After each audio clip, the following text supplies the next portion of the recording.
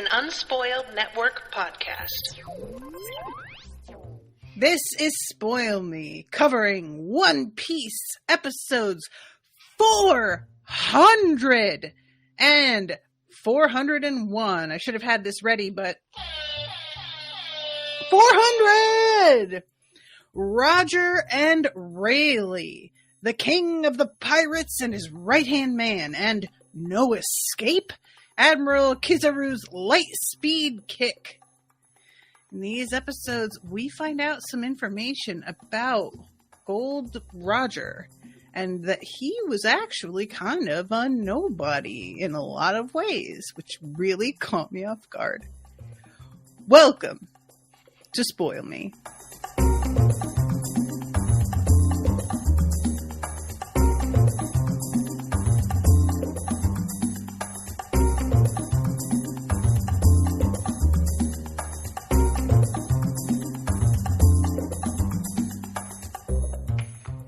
Welcome to the show, everyone. I am Natasha. And I am Florian. Yay! Welcome! Yay! So, first off, I'm surprised that you didn't say that this is the episode where Luffy screams, no fucking spoilers, at Usopp. I mean, it would have been on brand, but it's just me. I didn't even think about it that way. That's a really good point.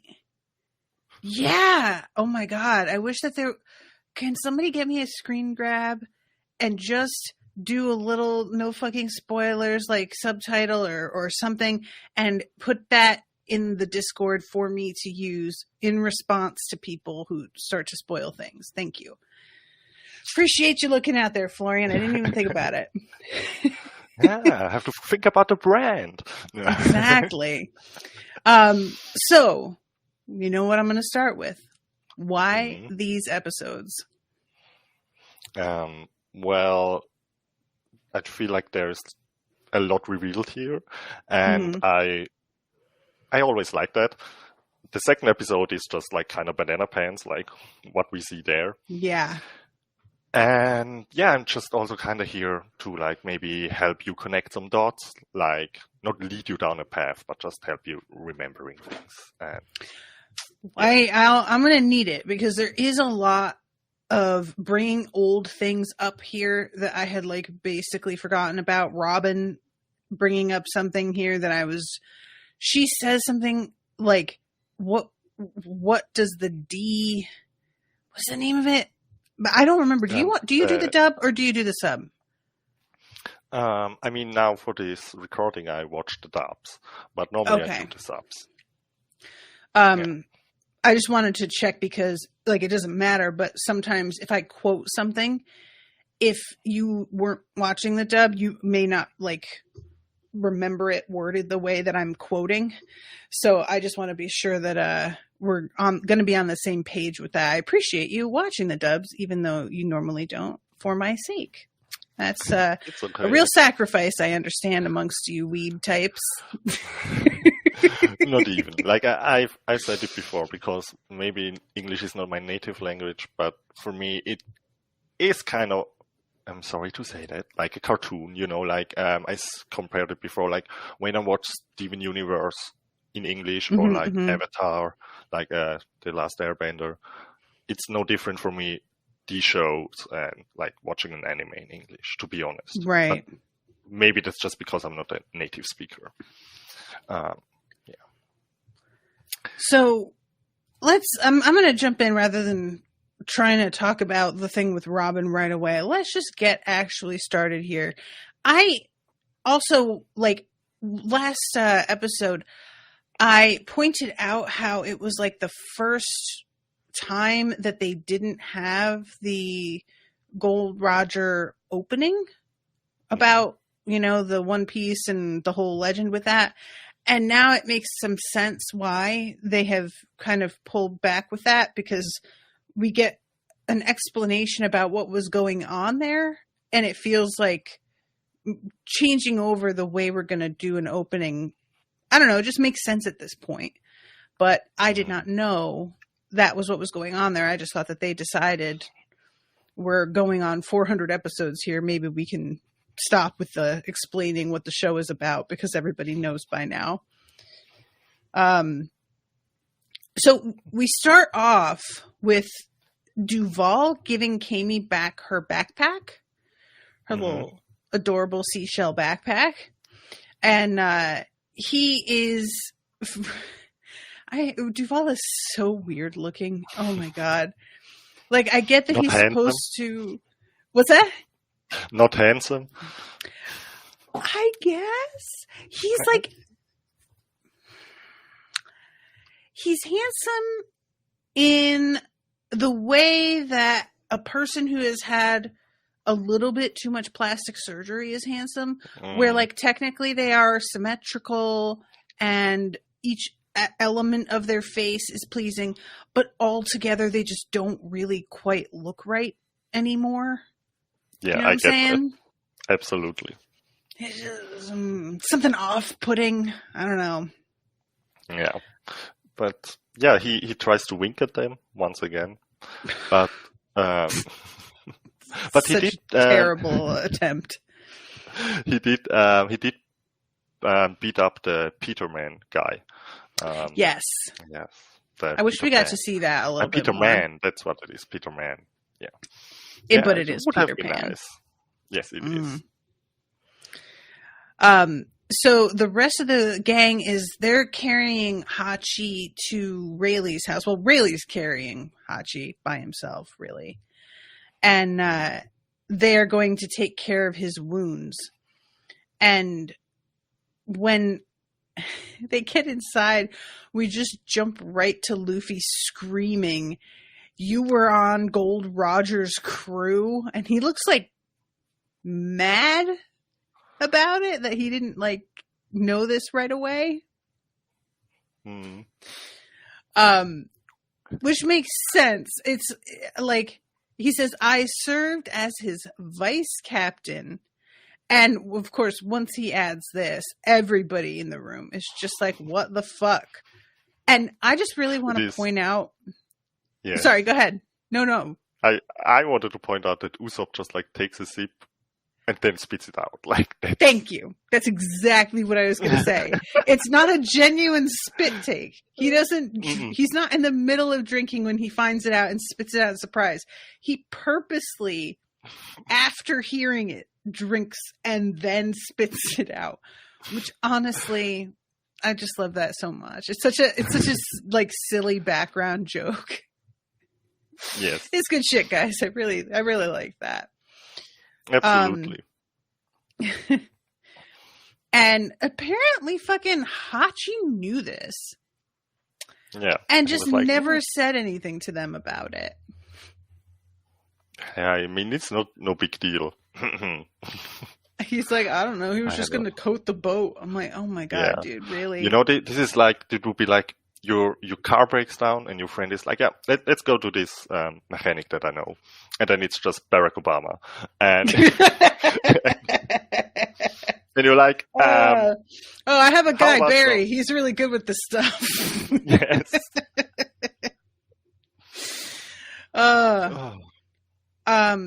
And fucking Brooke says, I seem to remember a rookie with a name like that long ago, but I'm not really sure. Which, just, you know, I keep sort of forgetting how old Brooke is. He's got young energy. Definitely. So I think of him as being like a teen, you know, and that is just super duper not the case.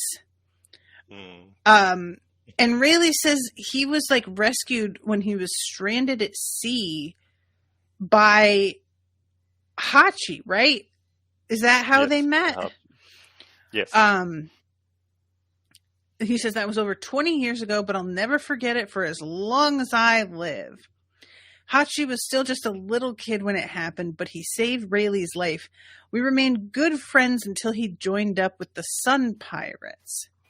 And that's when Luffy chimes in and he's like, Arlong, is that who you're talking about?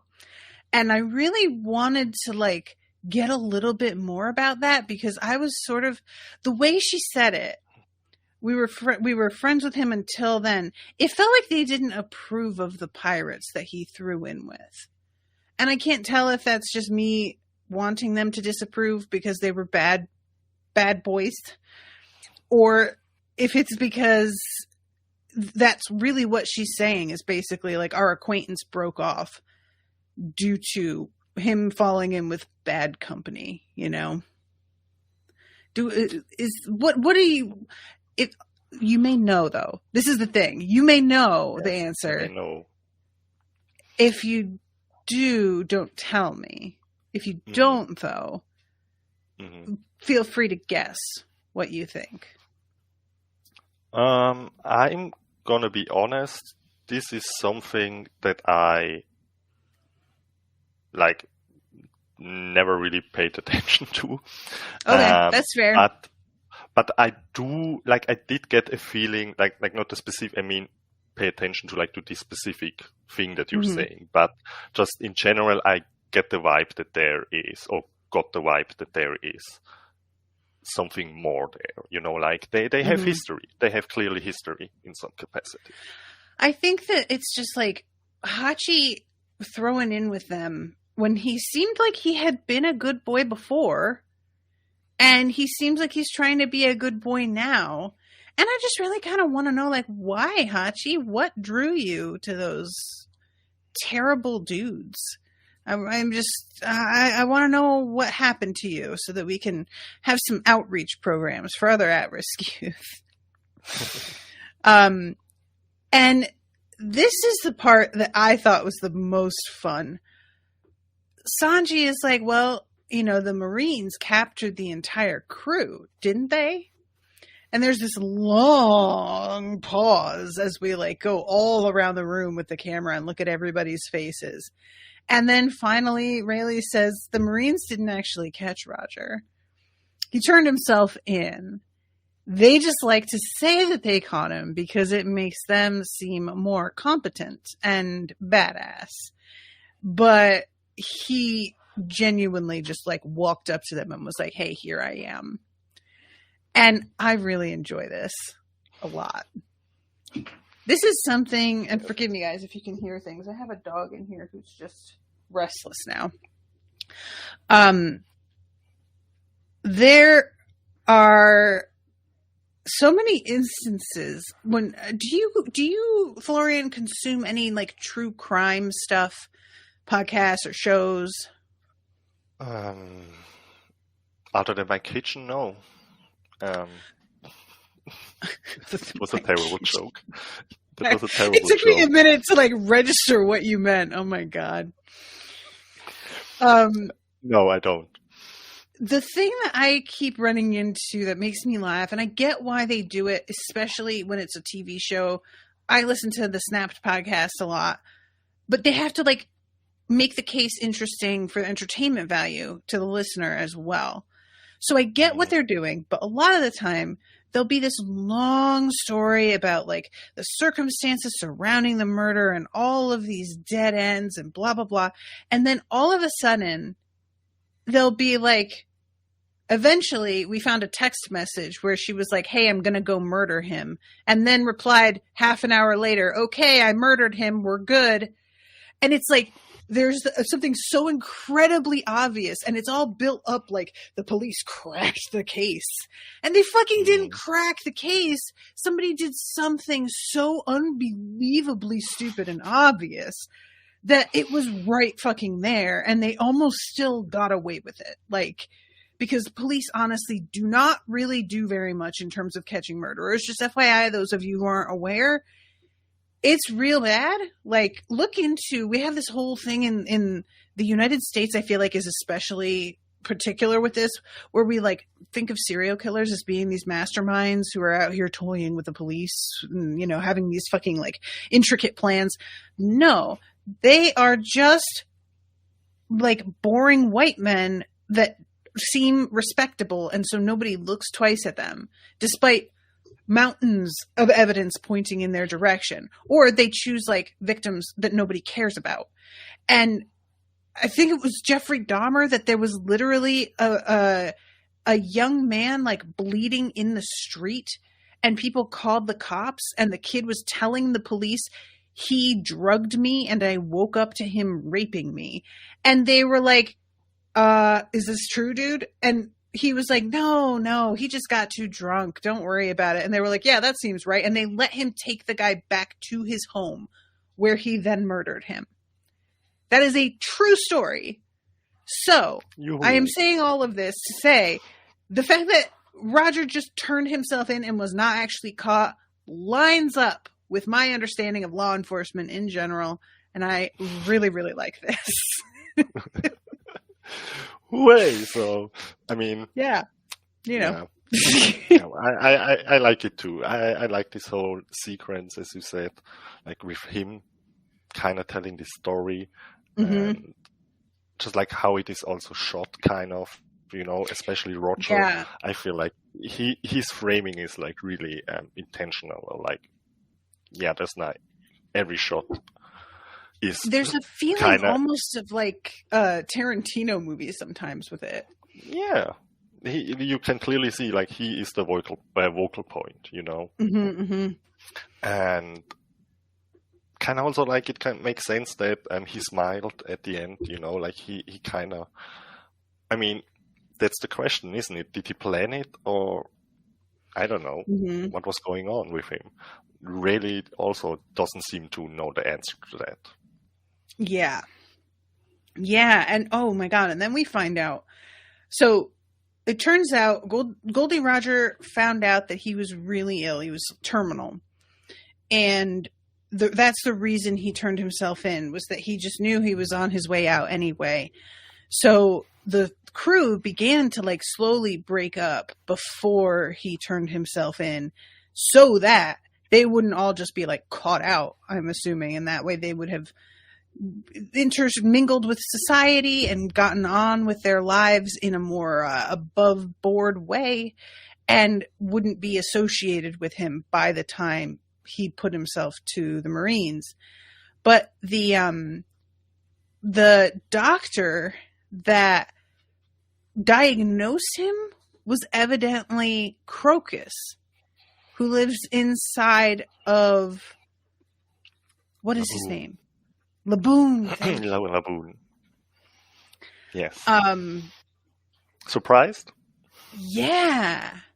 And like, this is a thing that it's very, you could go like a little too far with it, where everything's connected. Oh, this thing, somebody that we met already, who turns out to be the one.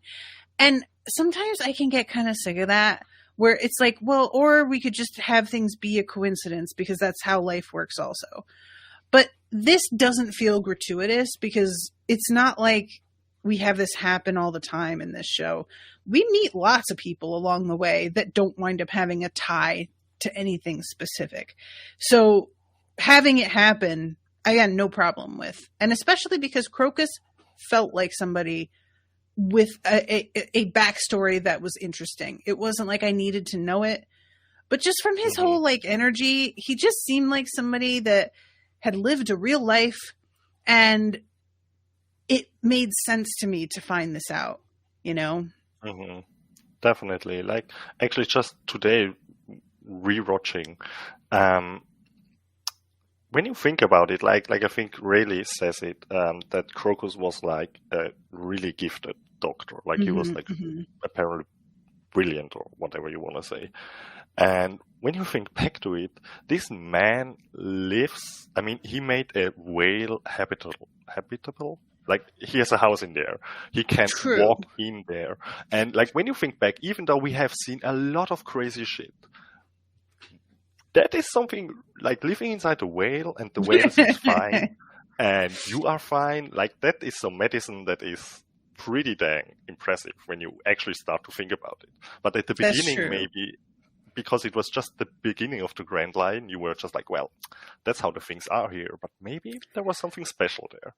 That's true. Like, that is kind of what I was thinking when we first got here, was like, well, I guess we're going to encounter some really weird shit here. And we do. I mean, but that's true. But thinking back, that is really something insane. And Brooke is so like touched because of his connection with Laboon. And Rayleigh says that he was only with them for like 3 years, but even so, everybody really felt like he was just as much a part of the crew as people who had been with them for a lot longer. Oh, I'm sorry. I'm just seeing Jessica is in the chat saying, I like it too. It makes sense. And it adds to Roger's legend as the great pirate king that was never caught. And then when we first met Krokus, he even mentioned Roger. It's so good on reread. Ooh, what did he say? Do you remember specifically, Jessica? Jessica says, I think at least it's been some time since I saw that. No pressure, but if you know like what he said exactly, or if you know, Florian, I am curious now. But you don't have to. Would you stop it? Would you just stop it? You dog. Oh my God. I think he said something like Roger. I don't like me. What did he say? Like something. It was not about Roger. It was like he spoke to Roger. Like he looked the Straw Hats like sail away, and was like something like either Luffy reminds him of Roger, or something like something in this way. Like I think that Luffy. Okay, so he wasn't like speaking to the crew. It was like him talking to himself. Yeah, or maybe to Roger in that moment. You know, like because right to the spirits. Okay, whatever. Yeah, that makes sense. It was more in this way, but I don't know the actual words, so don't pay me to them. Yes. And he says before this, nobody had ever called Roger king of anything. Titles don't hold much meaning for a man about to die. And Roger was still overjoyed to hear it. And I really, really like this because it's like basically a legacy that he created at the moment that they were taking his life away. He figured out how to do something that ensured he would be as good as immortal, which is very, very difficult. And there has been, correct me if I'm wrong, there have been a couple things floated around here and there that almost made it seem like Roger might still be out there alive. I don't remember exactly what they were. I just remember there being like a suggestion of, well, somebody saw him, or a person very close, or like we found this thing that was somewhere that he could only have reached after his death or something. And I can't remember what it is. I don't mean to put you on the spot again, because I'm just going to be doing this. But if anybody remembers what I'm talking about, unless it's like not really meant to be taken that seriously, I don't know. I'm going to be honest. I don't remember any of that kind of thing. Okay. Really. Like when something like this comes up, I feel like it is always meant as his spirit that lives on, you know, like not that he lives on as a like flesh person, like as a human meat sack, but as a sir. But basically, I feel very uncomfortable with this after your kitchen comment earlier. Yeah, I'm sorry. But I feel like, I mean, there have been references to him and to like the legacy that he left behind, but I don't remember a specific thing where somebody was like, he's among us. He's, I don't know, Michael Jackson or somebody. Yeah, if anybody listening like knows what I'm talking about, because like I said, I can't remember specifics.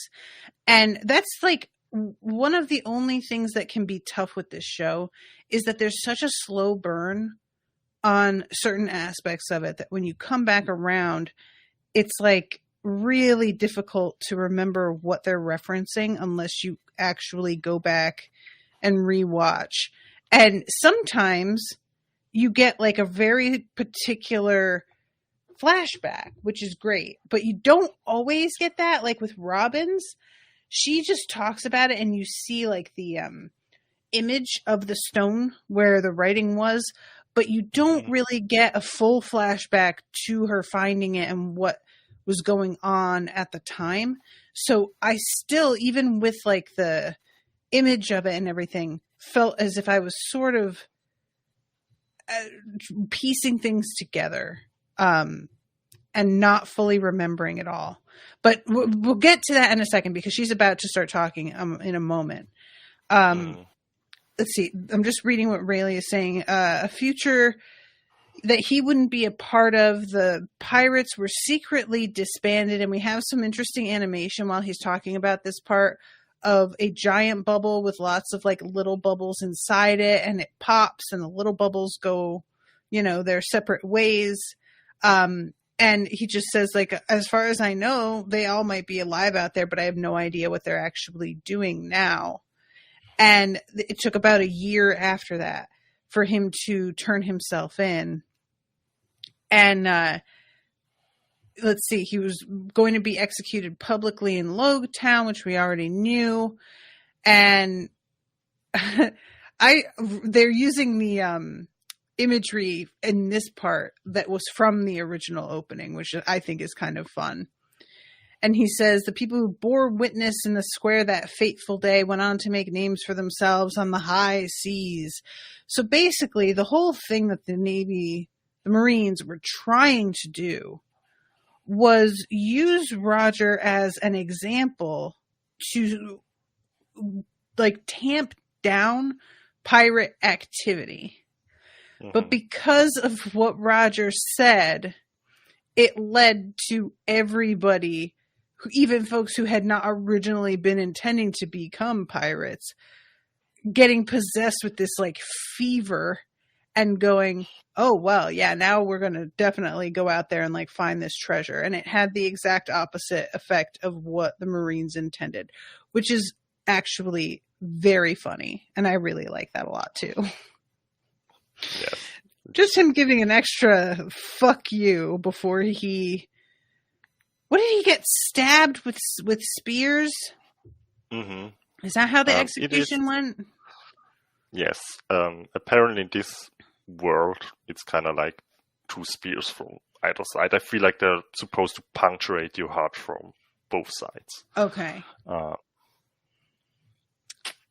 Brian says, I posted the page with Krokus talking about mentioning Roger in the no spoilers page. Awesome. Thank you, Brian. And yeah, he says that like the last thing that he said to me was basically, even once they execute me, I won't die. So I enjoy this because, as much as I knew that he was like a big deal and he has this speech that we hear a million times, I never really understood a lot about his personality. And knowing that he decided to go out like this, I feel like tells me everything I needed to know about the kind of person he is. That he was just like, all right, well, first of all, I'm going to be very organized about it. I never got caught because I'm good at it. But once I do turn myself in, I'm going to make sure that none of you guys are in danger of getting caught. So everybody break apart and go do your thing. And I'm going to make sure that despite the Marines probably having chased him for like ever, despite them doing this for their purpose, I'm going to ensure this becomes their worst nightmare. I love this for him. Yes. I love it too. Shit. I mean, it's a way to go.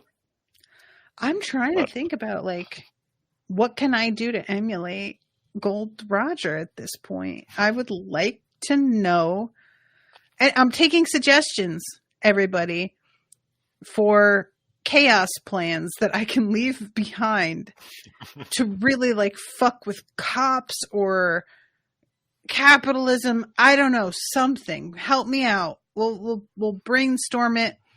Maybe if I come up with something good enough, we can all sign a pact that will do the same thing upon our deaths and really fucking cause total chaos. I see the unspoiled commune forming more and more from day to day. I'm just... There's going to be an Unsober episode about the commune coming up soon in the next month, I think, because it's just been on my mind for reasons. I had heretofore been sort of like, maybe we'll just, I think I assumed it would be in the U.S., but maybe not. Maybe I should seek abroad for the unspoiled commune. Broads other than myself, am I right? Okay, I'm so sorry. No, it's good. Where right. would you go? Okay, I'm sorry. I'm just like all on Earth is shit. Can we not just go to another planet or something? But yeah, okay. One Piece. Let's go there. So let's see. Usopp says it sounds like you're trying to say Roger created the Great Pirate Era on purpose, and he's like, "Well, there's no way to know for sure." I'm like, "There's kind of a way to know for sure." Which is the fact that he said, when I die, I won't really die. I feel like that's pretty self-explanatory there, sir. I'm on your side with this. Okay. And he says, there are definitely people who inherited the spirit of adventure from him that day.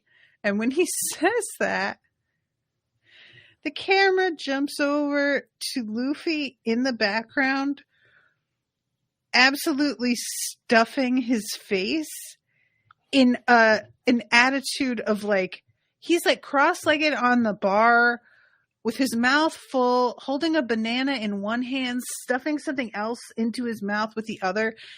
And this keeps like being the look of Luffy in the background. And I really, really liked this because like, it's so easy to be like, oh, somebody, I think that there were a lot of people who inherited his sense of adventure that day. You would normally have the camera turn to Luffy looking serious and focused and formidable. And instead, he looks like a 4-year-old in his high chair with like applesauce all over his face. It's really. Hold on a second. I'm screen sharing just so that you guys can get a sense of what I'm talking about, because let's see, Chrome tab, here it is. That's just him sitting there listening. It's just such a great, surprising choice when he's meant to be sort of the hero, I think, of this whole tale, So, but it is Luffy. He's a real precious angel. So it turns out that the ship that Shanks and Buggy the Clown were on was Gold Roger's ship. Surprise! Excuse me? I think I have, first of all, been laboring under this misapprehension that the whole thing with Roger took place a lot longer ago than it did. I know that I know we've been over the timing of this a million times. I feel like everybody has reminded me of this more than once. But all it took, apparently, to erase that timeline from my mind was having any footage of Goldie Roger in sepia tone, which immediately put him at least a century earlier at minimum. Must be. He clearly lived in the Old West in the 1880s. Like, that's the only reason. So that just like even the possibility that they were on his ship never even entered my head as a possibility. I just didn't think that it was like the timing would have worked out, And I just like the dichotomy of it, like kind of Shanks was on his ship and become pretty much a badass, and Buggy was on his ship, and I mean, Buggy's not a badass. He became a badass asterisk. Yes, but you know what I mean. Like you can see that there are different paths. Mhm. And when I think of, okay, these two were on Roger's crew, then the rest of the crew, like, I can start painting a picture in my head that maybe these were not like I'm just gonna say it. I from this moment on, I was like, oh, they were like the straw hats of the old. Like, they were, Yeah. like, they were probably pretty chaotic, Yeah. and like a crazy bunch, which is great. I mean, just I'm Bucky trying to alone. think. I know that it's like not likely possible, but just trying to like align some of the characters from his crew to characters on our current crew. I'm trying to think who's the most likely to be Buggy. And I'm so sorry to all of our guys, because none of you are most likely to be Buggy. In temperament, power, or just overall attitude, doesn't match. However, if I were going to go with anybody, I think I'd have to say Frankie, probably. Because he splits up into like lots of parts. He's just like very wacky, you know? Yes, that checks out. No, I agree completely. I feel like that sort of works. Do you think we will see him again? Like Bucky, I mean. So, do you want him? That's the big question. Come back. Yes. I think that I operate watching this show with the assumption that we will always see everybody again. Mm-hmm. Like, that there will inevitably be a point where somebody comes back around. Whether or not that's like a filler episode is a different question, because it could be, you know, we had a Foxy Pirates come up in another filler arc. But I have just been assuming that we're probably going to see folks again at some point, whether it's like some big showdown where we have a lot of our old enemies all turn up at the same time kind of thing. The thing is, like, Buggy was only a real challenge to the old Luffy. And I don't know if nowadays he would present any difficulty whatsoever.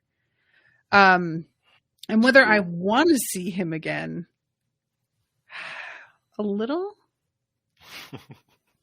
He's just so strange. Yes. You know? Yes, no, I totally get it. He is. I was just thinking about the live action, and I'm just like, I hope they do him justice, because he is like one of a kind of a character, kind of. You know, definitely. I kept thinking, because like I watched the trailer, which looks very promising, and it made me laugh to think how the first sight you get of Buggy the Clown, if you aren't familiar with One Piece, you would be like, oh, great, we've got like this Joker type character, or we've got Pennywise the Clown type character. Like, the look of him is such that you would expect him to be a certain type of villain. And I am so curious to see what the reaction is of people who watch the live action who have never watched the anime before.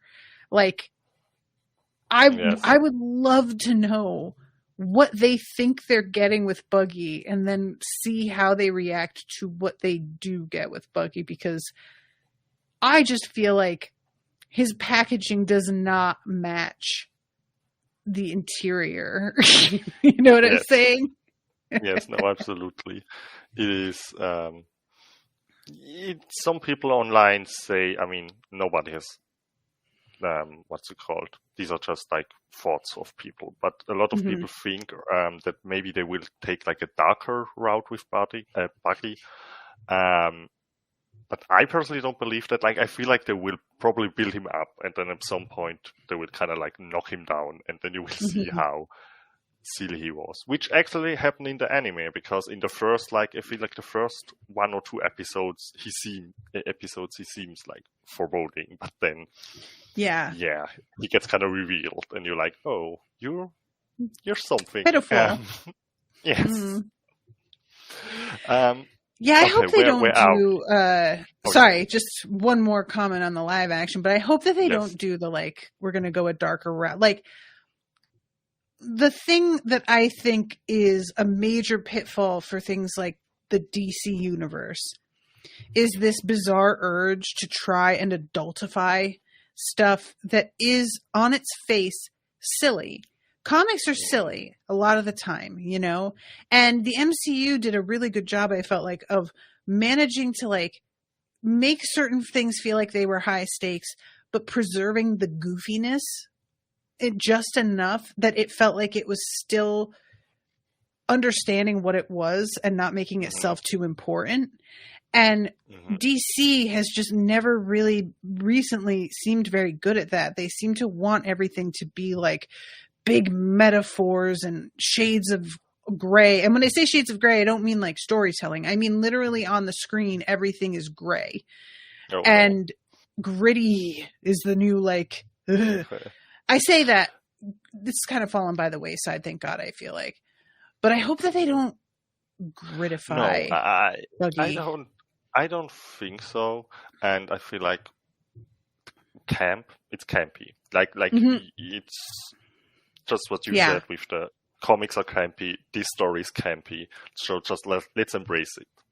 Exactly.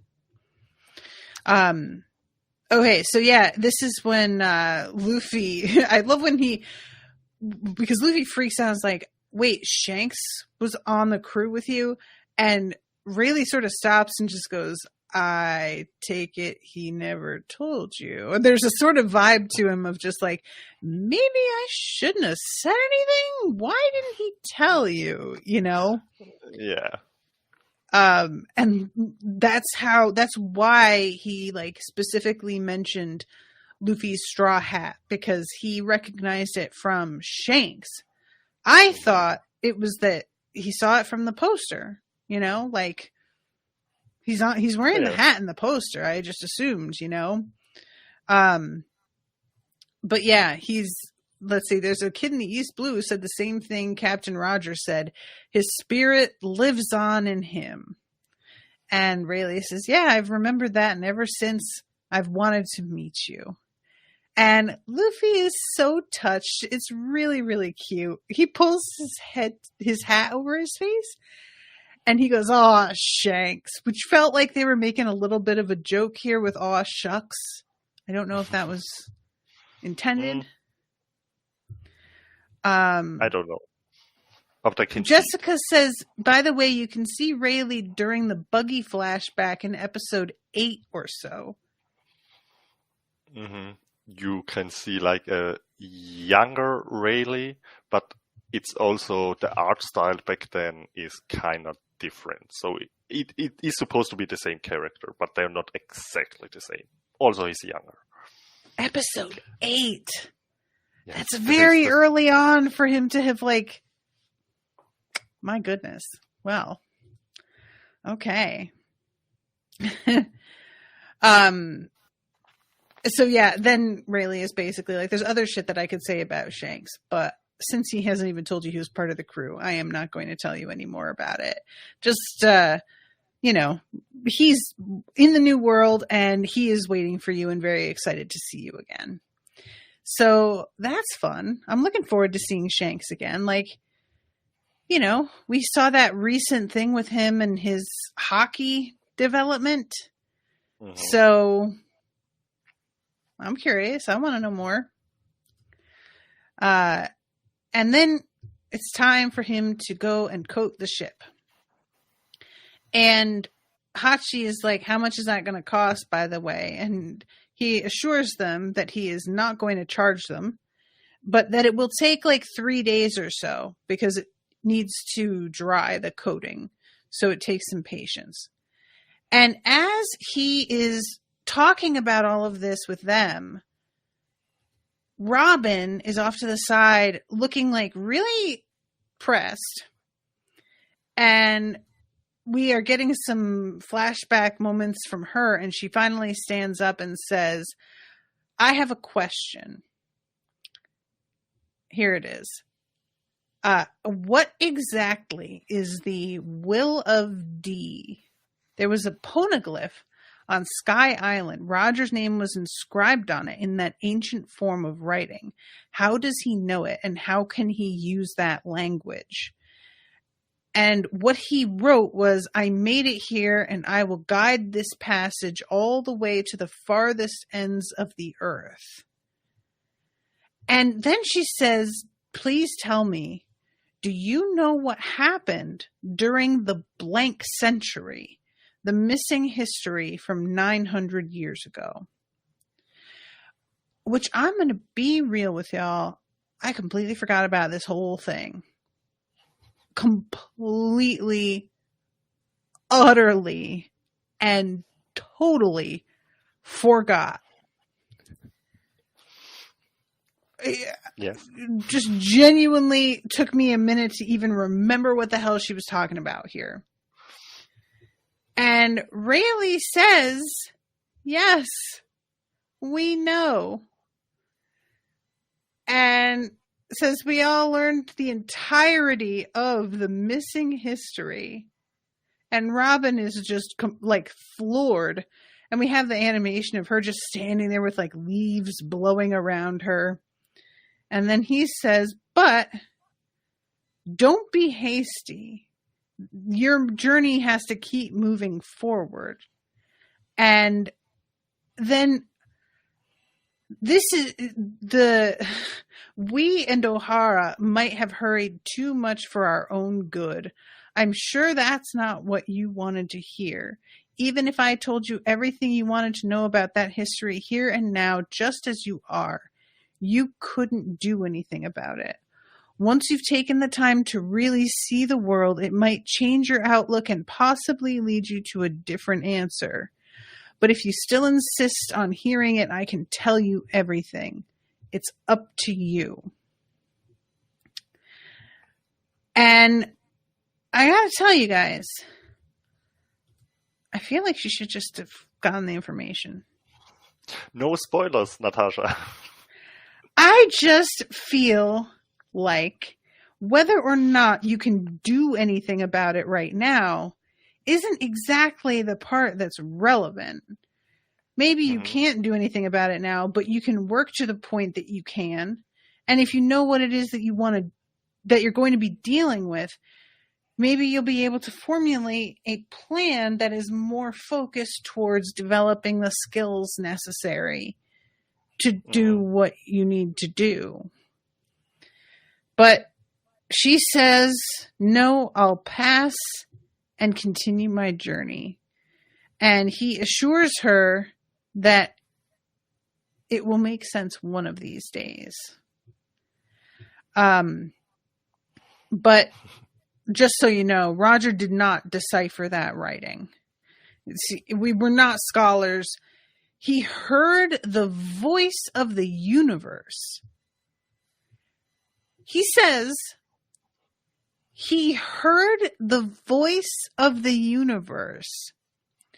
Quote, Casually. And that's all that happened. Casually. And that's all that happened. Yeah. What is that supposed to mean? Oh, you know, he just heard the profound voice of all creation speaking within him, and it's not a big deal.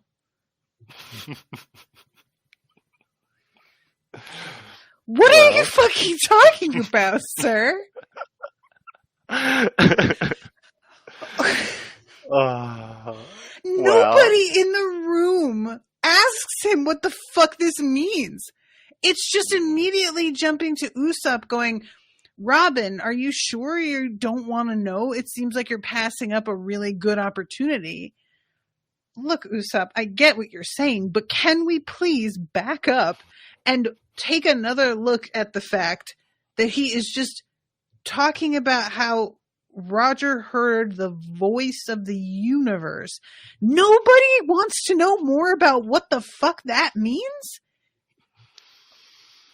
What the fuck? Where's everybody's curiosity? What's happening here? Oh, I love it. Well, oh God, maybe I can shed a little light on this, not too much. No, you can't. From the There's nothing you can say, Florian. Okay, maybe that will maybe make this make any sense to me. But please continue. I feel like, as far as I know, when you actually translate it, it is the voice of all things, and I feel like they understand it as he was just kind of in tune, or like when they understand voice of all things, I feel like they mean more like the voice of the people. But I listened to other One Piece podcasts, and that's what was said there. So I cannot believe you've been cheating on me with other One Piece podcasts. Wow. Rude.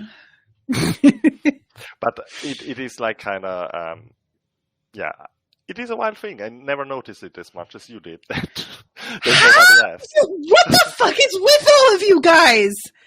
You and the fucking Straw Hats just being like, oh, is that it? Oh, okay. Oh, whatever. I've lost interest. What the hell? You're over here like, well, I'm pretty sure that it just meant that he suddenly felt in tune with the entirety of all things ever created. That's not less compelling, Florian. That's not a fair explanation. I know. I'm sorry. I tried. Yeah, what do you think? What do you think what this means? Like if that is indeed what happened, if he just heard the voice of the universe and somehow knew how to write, then it means the poneglyphs have all been written by people who are hearing the voice of all things. Because Robin knew how to decipher it, and she has determined that was written in the same language as the rest of the poneglyph. So I have to assume somehow the voice of all things. I just really can't with that.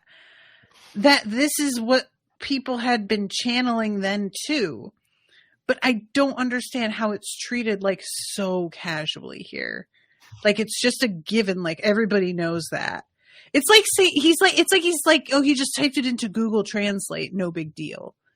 Basically, that's the level of total cavalier, like nonchalance about it. And I do not understand how everybody just lets that go, including apparently Florian, who is like, I didn't think about it that much. I don't know what to think. I'm just gonna say, you're really good at your job, Natasha. I applaud you for that. And listen, that's all I'm gonna say to that. I don't even know what to do with that. But maybe that has something to do with like what the lost century was, that like the voice of the universe was lost or something. Like if it's a language, the thing is, how does Robin know how to decipher it? Is it from the library that she grew up in? I can't remember, because I'm sure we have like been told this, but I can't recall. Yeah, they all, like, it's not like they actually deciphered it. Like, it was not like they knew it from the beginning. They had to study and then learned and were somehow able to, start to decipher it. And that's where she learned it. And that's why the whole island got blown up, because it is forbidden to study this by the world government. Right, because the poneglyphs all have to do with the lost century. The void century. Is that what the blank century, the void century, these two terms, I feel like, are thrown around. Lost, blank and void century. Okay.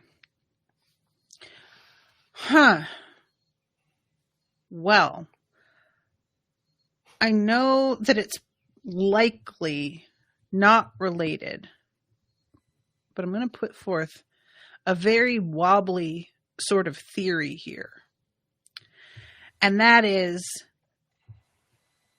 something to do with this lost century is related to these asshole celestial dragons being here, I think. Because I don't like them. They're bad people. And I feel like since they are in charge at the highest levels and studying this is forbidden, the only reason that people keep things from being studied is because they will be taken down using the information. So something to do with them. And I'm hoping it's about how they have like a weakness to some very particular mineral that we can just poison all the celestial dragons with. And then we don't have to deal with their bullshit anymore. That's just my, I like my it. vague I theory. subscribe to that. Okay. And this is when Usopp stands up and he says, old guy, I've got a question of my own. The legendary One Piece. Tell me, is it really? And Luffy jumps in and yells, that's enough. And slams his foot on the bar. Poor Usopp looks so scared.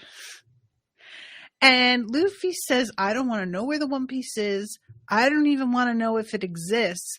We set out to sea without knowing anything.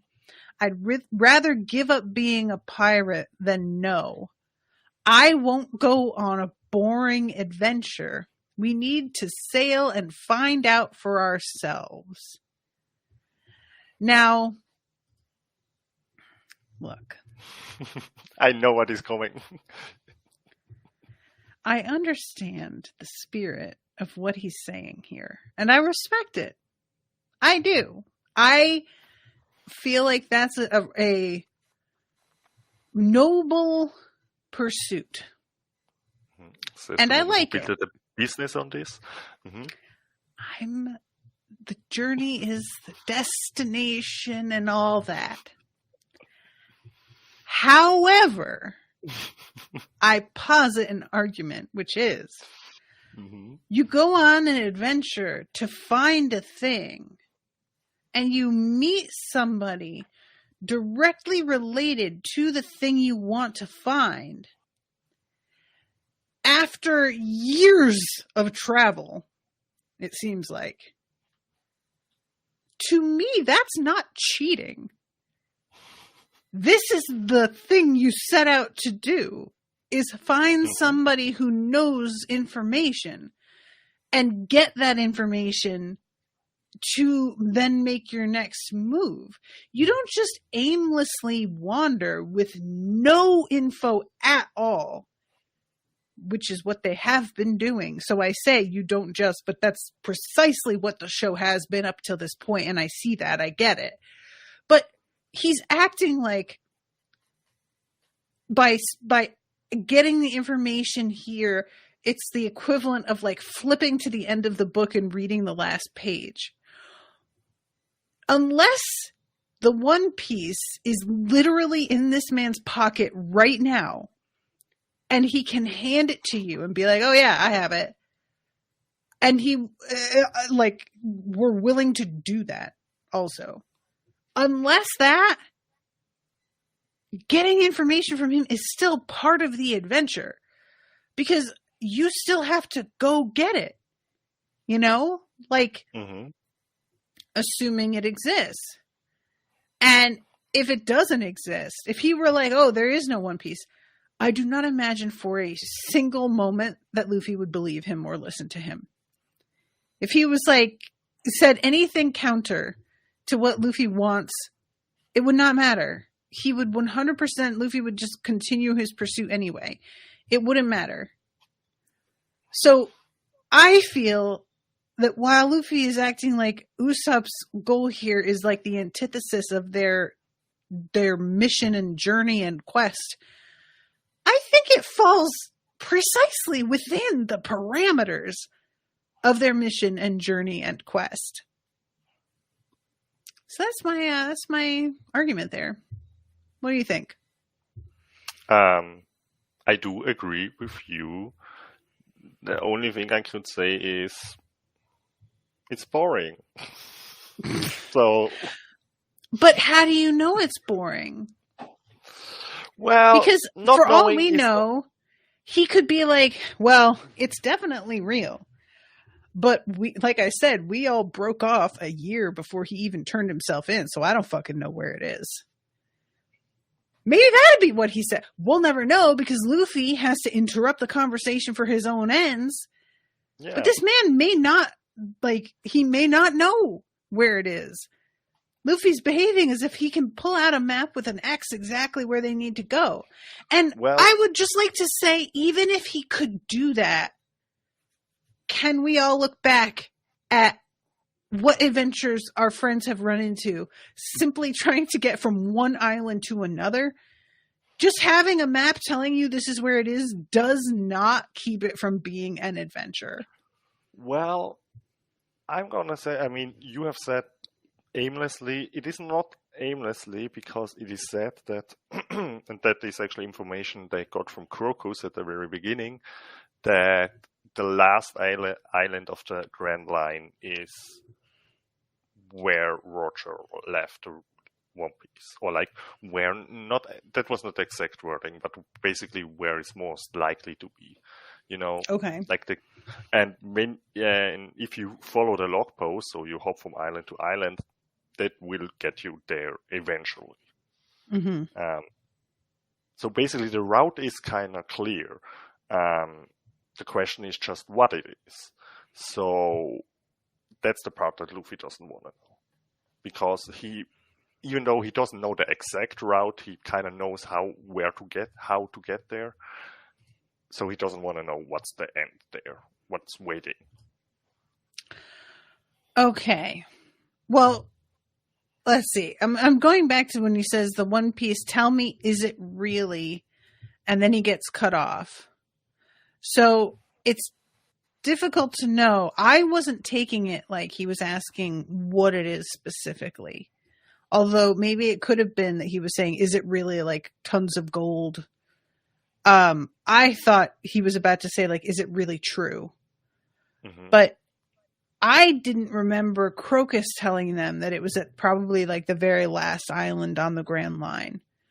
So see, this is what's so important. There are like a lot of what turn out in the grand scheme to be like important pieces of information, but in the short term, they aren't really important to remember.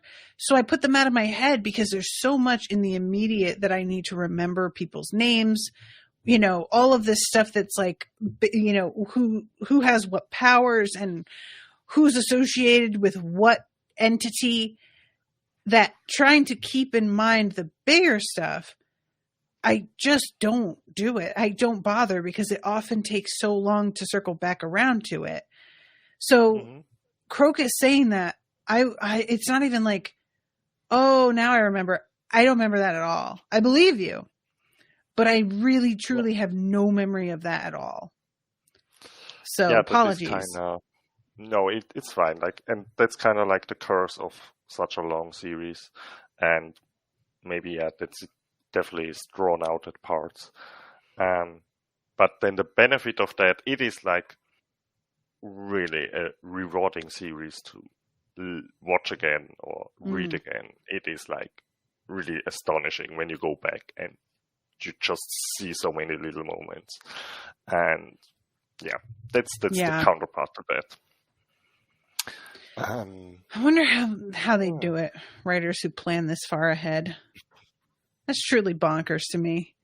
Like, I could never. It's the sort of thing where I feel like if I attempted something like this, I would just spend eternity in the planning stages and would never actually get to the point where I'm like writing the story because I would be so wrapped up in all of like the backstory stuff, you know? Mm-hmm. But anyway, yeah, Luffy is very, very intent on this. Usopp apologizes. And Shaki, for her part, is like, well, I really like the cut of your jib. But Rayleigh says, just so you know, when you get to the new world, you are going to encounter foes unlike any that you have faced so far. Do you really think that you can be king of the sea? And I loved this moment so much because basically Luffy's like, king of the sea. Well, who the fuck said anything about that? I don't want to be king of the sea. That's not. Have you been listening? We want to know about the One Piece. That's what we're here for. King of the Sea is a whole other thing. That's not interesting for me at all.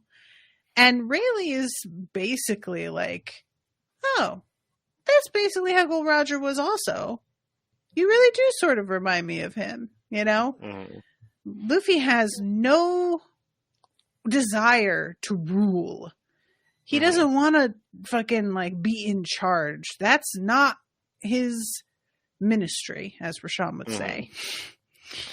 Which is kind of interesting because actually in the whole series so far, this is the first time where we as a viewer get kind of idea of what it means for Luffy to become king of the pirates. You know, you could very well think of he wants to rule, you know, but I mean, that's not Luffy. But now here he's saying out loud, no, that's not the part that I want, you know, yeah.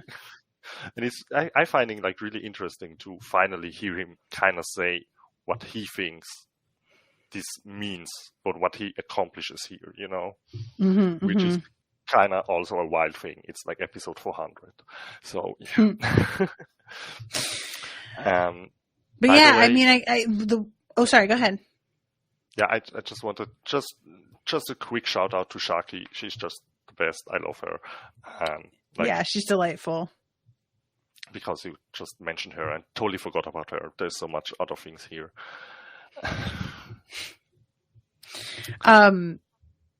So yeah, this as you point out, looking at the way Luffy is approaching this, when he called himself I want to be king of the pirates, I never really took that as I want to be in charge. I always just took that as I want to be considered the best one. I want to be the one that found the thing that everybody's after, just to be able to say I did, not because of anything that I'm really going to get out of it. So at this point, you guys, I love this so much. At this point, they start talking about what they're going to do while they wait for Rayleigh to finish coating the ship. And they have to split up in order to sort of not draw attention to themselves and lie low. And Rayleigh is like, I'm going to give you guys one of these cards. It's a Viver card. And when he says this and is talking to them about it, he's outside of their bar/home. And he has strapped to his body what looks like a huge, maybe drop cloth or something. A massive wide paintbrush and smaller detail paintbrush. He's got two smaller paintbrushes. And when I say massive, I mean they are literally twice his height. And I am really crossing my fingers that we get to see him using these brushes, because I don't even know how that would work. What even does that look like? I would like to know. The whole look of this is so crazy huge. But yeah, this is when he says that it's going to take 3 days. And the whole crew is just sort of in disagreement about how they're going to lay low. What Luffy, of course, wants to do, which keeps coming up, is to go back to the amusement park, which they insist is not a good idea. But I frankly can't even say that it seems like a worse idea than any other thing. They're just out here walking around out in the open as it is anyway. Why is that more dangerous than just wandering in the open the way they are, you know? I don't know. It feels like either way, you're sort of courting disaster. No matter what happens, disaster will follow the Straw Hats. 100%. So they leave Hachi with Shaki because he is still resting. And all of them have Vivre cards. And I think that it's like Zoro who says something about, he's the one who initially says they need to split up. And rightfully, Sanji is just like, that feels like not a great idea coming from you in particular. And I am hoping that, you know, I just, can we fit him with like a tracking device? Can we get him one of those like air tags and just sort of put it around his neck? We jump from here right before the episode ends to town. And there's this fucking massive explosion and a dude, Kizaru, in his like pretty amazing yellow striped suit is standing there with the explosion still going behind him. And in the dub, he sounds so casual and says, I'm going to try and imitate.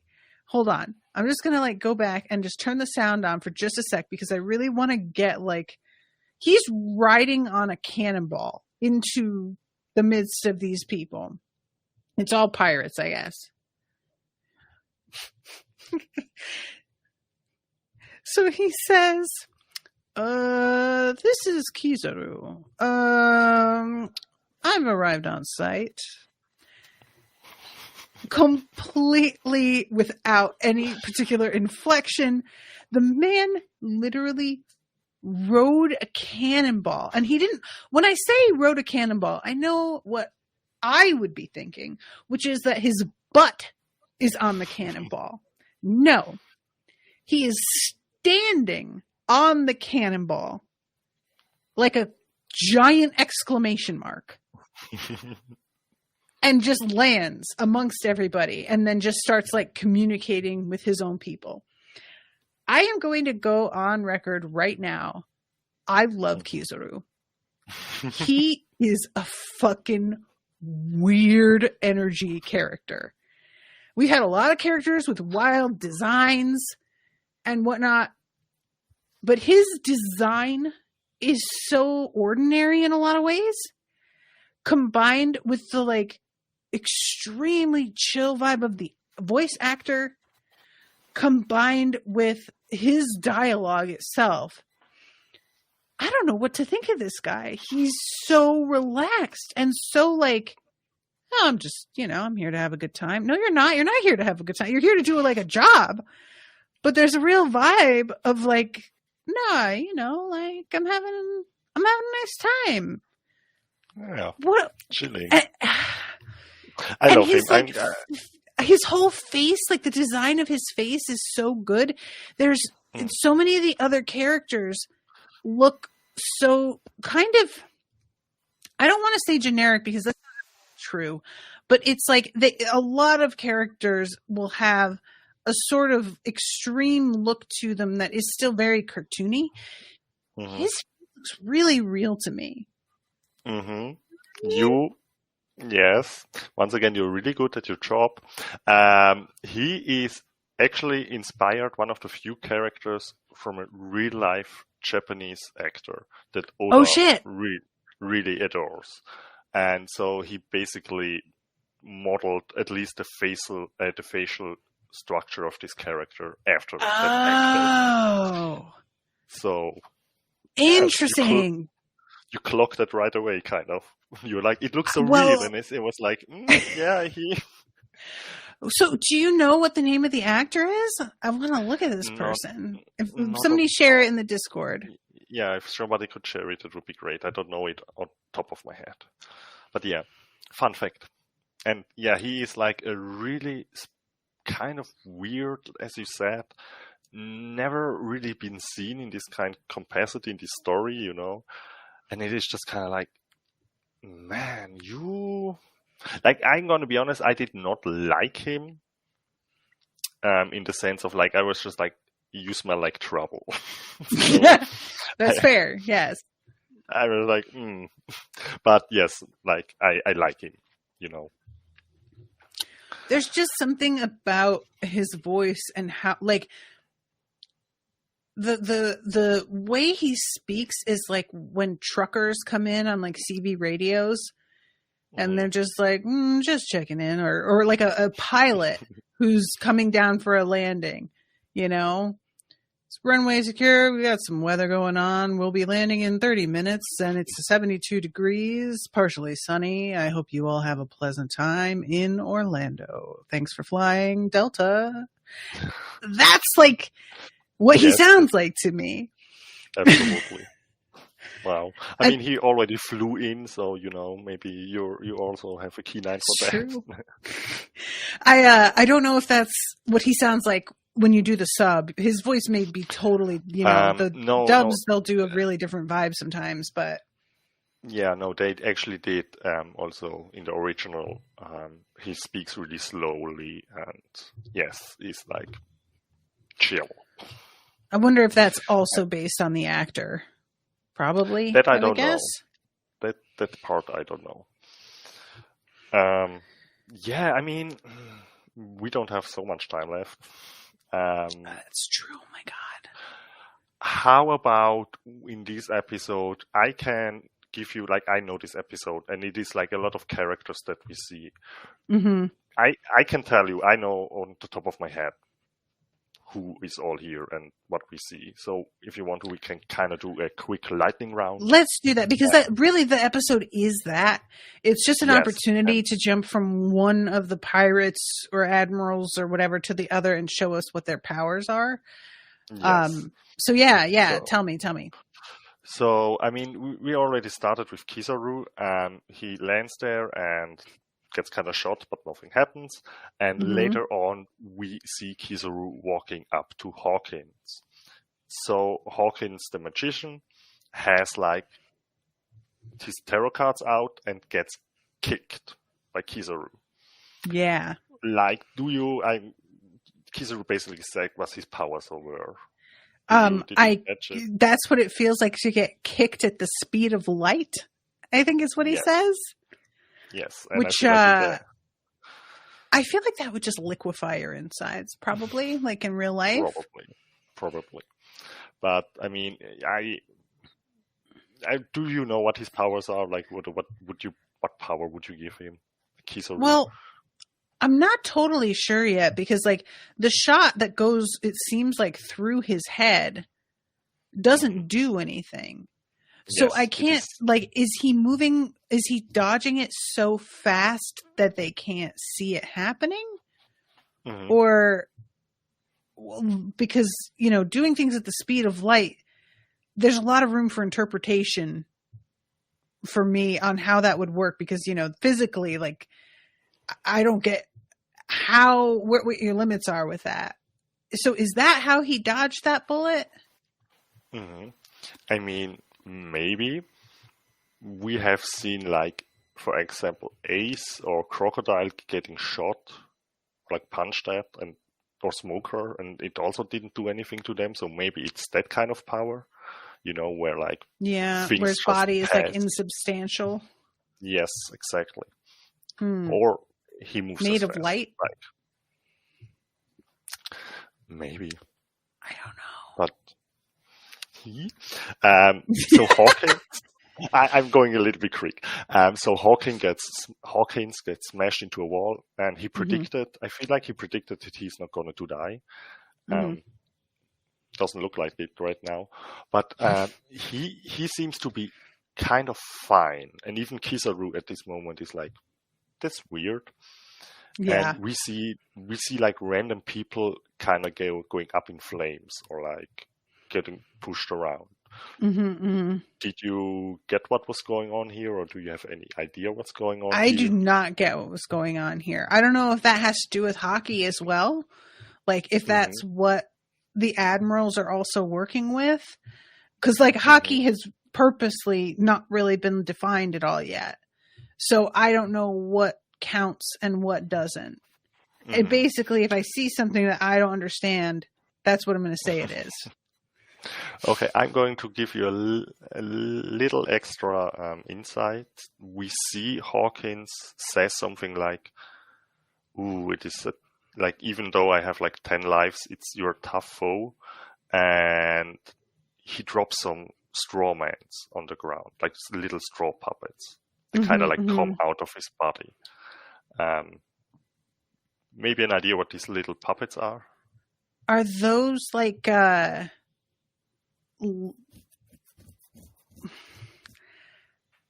wanted to say like little voodoo dolls. Mm-hmm. Because he's working with tarot, so he's got like the woo-woo thing going on already, you know? Maybe, yeah. So maybe they're doing something, they're bad luck, they're... I don't know, I feel like I'm just sort of like wildly guessing. No, it's okay. Here. It's just a quick glance at these powers that I like most of them, to be honest. Like especially Hawkins, he's just his whole magic and terror aesthetic. I liked it a lot. Then also I will just kind of wrap up this scene. This huge monk comes down with Kuma. Yes. Kuma is then also there, and when the monk gets like gigantic. Yeah. What's the name of the bear again? Beppu. Beppu. And he fucking...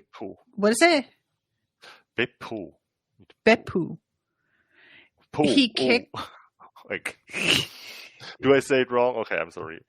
I do not know. Okay. Beppo. Beppo. Yeah, that's... I think it's Beppo, right? Yes. But he kicks... oh my god, now Kuma. I forgot his... Thank you, Kuma. I got Beppo in the brain. And it's just basically like, what the fuck? What are you made out of? But yeah, then the monk, he is humongous. He's almost... Have you seen the Spider-Verse movies? Not the newer one, like the first one I saw. The first one, you remember how Mr. Fisk is designed, where he's just that giant rectangle with the little head in the middle of it? Yes. That's kind of what the monk was reminding me of here. He looks crazy. Squares only. No. Yeah. He's got a very sort of Hulk look to him. Kind of vibe. Yes, Yeah. definitely.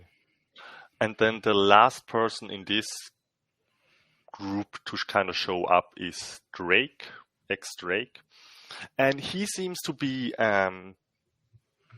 like he goes against Kuma, and then he sees Kizaru and is kind of like, oh fuck, if I knew you were here, I wouldn't be like. And Kizaru calls him Rear Admiral, so he calls Drake by a Navy title, basically.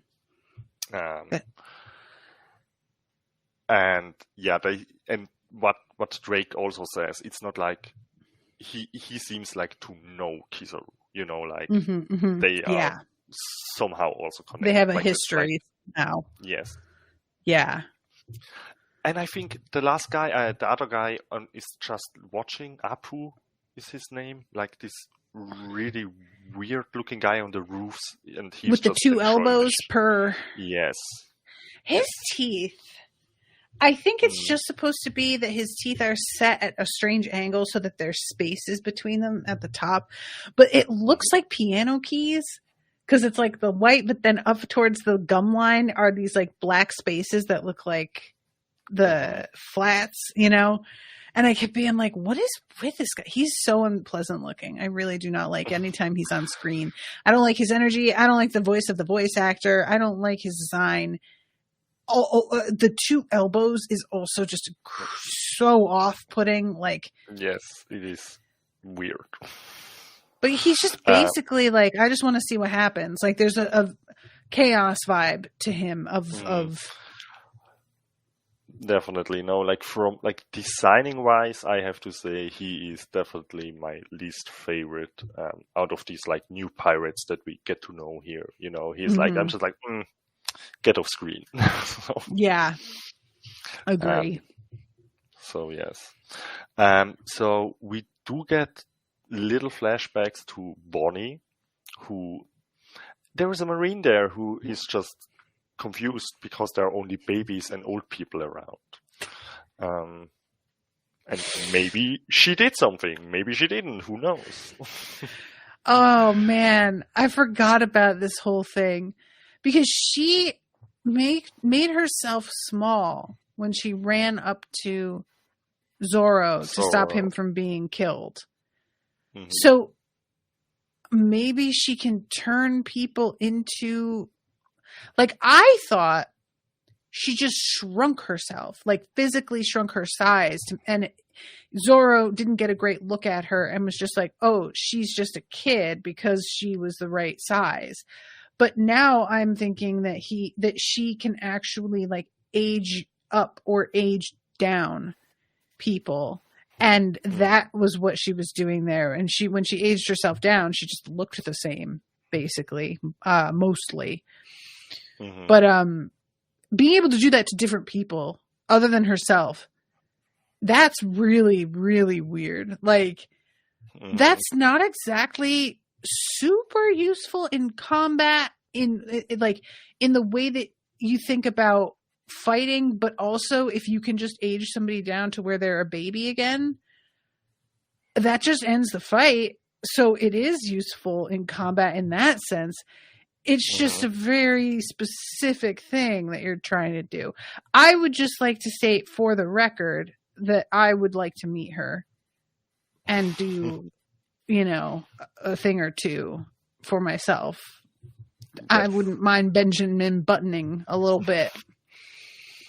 Yeah, some little self-care, Yeah, exactly. It's just a treat. Well, and the other person we kind of get a closer look at is, oh God, it's his name, Gang Beige or Beige, like this Al Capone looking guy.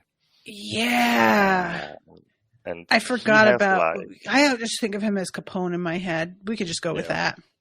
Yeah, that's fine. I don't like his normal name. Like, it has no good phonetics to it. He has like people coming out of him. I find this weird, like uncomfortable weird, like I don't like to look at that. When you are watching One Piece and you say, I find this weird, that shit must be really fucking weird. Because all this show is one weirdo after another doing shit that's really like completely unhinged, basically. So he makes a sort of like circle around himself that I'm trying to like watch the way that this goes down, because exactly the order in which it happens, there's a point where they're firing at him and then there's a bunch of smoke, and then all of a sudden we've got people like, not only do they come out of him, but it seems like, let's see, here it is, look at his stomach, there's something coming out. We've got all these people on horseback. So he produces horses also somehow. I really appreciate that one of the Marines just yells, "Oh, come on, that's ridiculous." Yes, sir, it is. But yeah, they come and like run these guys down. And I didn't really get a great look at him, but it seemed like all of the people on horseback look different. It's not, because initially I had thought he made copies of himself, but then when you see them, they are all really distinctive, and a lot of them have suits on. There's a couple guys who look a little bit more like cowboys, and he's got like a trap door in his stomach that they apparently jumped out of. So he just was holding them in there. And didn't really do any of the fighting himself. He just summoned them and stood there, which that's really the life. That's the way to live, you know? That's what, what's his name? Moria wanted, but... Yeah, true. I know, in a kind of roundabout way. So let me think.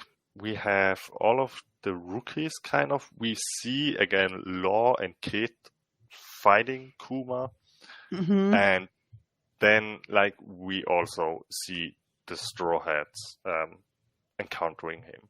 Like, encountering Kuma. Yeah. And feel like Luffy, I keep forgetting, like, he was not conscious, so he doesn't get who this guy is. And the Straw Hats are like, are you kidding me? This fucking guy? And Luffy's literally just like, what?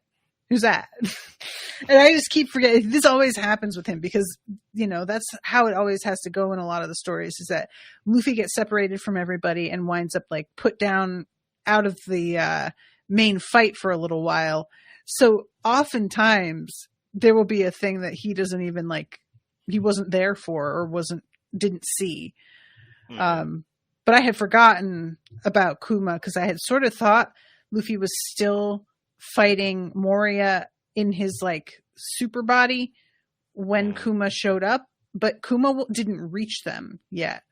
Kuma was dealing with Perona. Excuse me. So, yeah.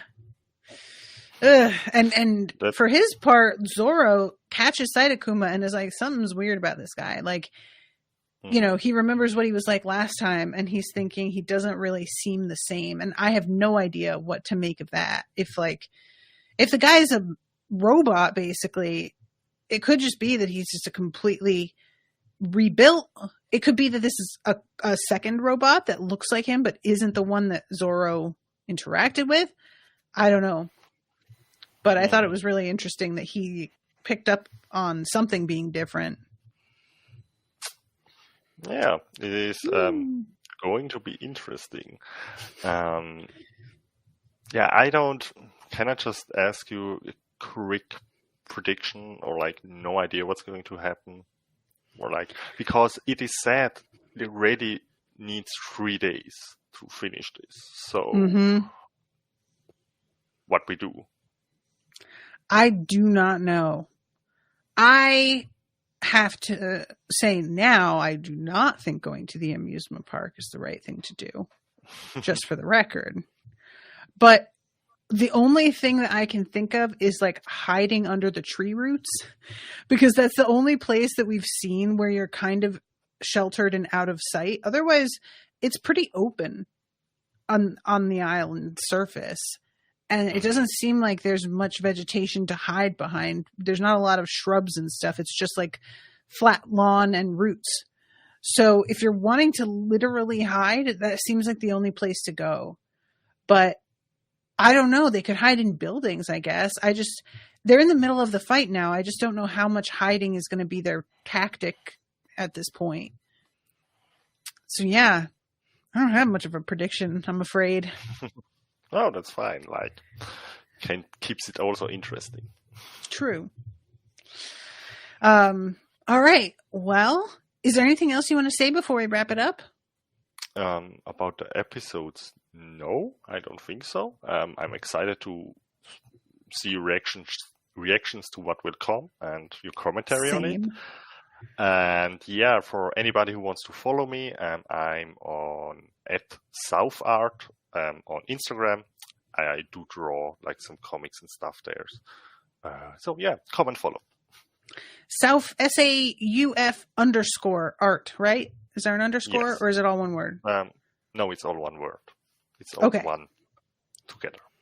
Okay, cool. Yes. All right. Well, thank you so much for joining me. It was delightful. It's always fun to have some company for one of these. Yeah, it was fun. I'm sorry that we're over time. And goodbye. It's okay. I started late also because of dogs. So that is inevitably my fate lately. And everybody listening, hope you're enjoying the coverage. And we'll see you soon with a new one. Bye. Until then, toodaloo, motherfucker.